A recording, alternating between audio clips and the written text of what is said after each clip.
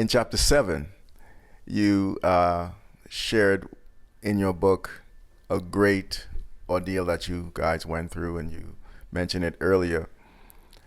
That must have, for something of that magnitude to happen, it must have shaken your world.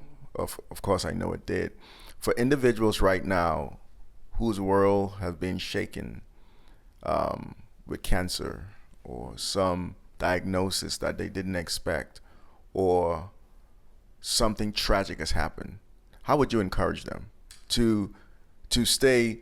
The term fear, it's easy for us to say, as Paul told Timothy, God has not given us the spirit of fear, right? And we can quote scriptures. We can throw scriptures at a lot of things.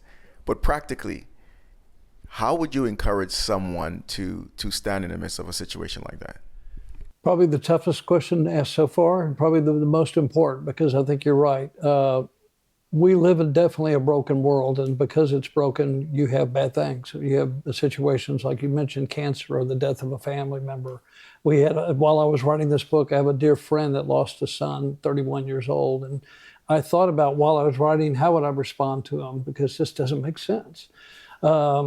Because again, we live in the broken world. That's where faith and trust have to come in. And I can only say, when I am in those times, I go to the cross and I think how much God loved us so much that he endured that kind of pain, that he allowed his son to die. And so he can understand those emotions, but at the same time, I keep saying, but we're living in this broken world. And that's where faith and trust come in. And I will tell you that as much as I don't understand those, and those would be those first questions I think ask, we have to still trust that he is the sovereign God, that he loves us more than we can ever comprehend. And he's there to embrace and hold, even in those days of tough times, because we're all going to hit at some point in time.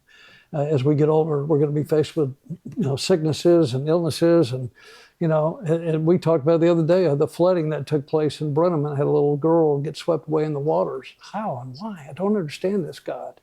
But at the same time, that's where the faith picks up. And for me, is I just trust. I trust. Look, I don't understand this, God, but I trust. Encourage people to trust the Lord, I think, and it's hard to do.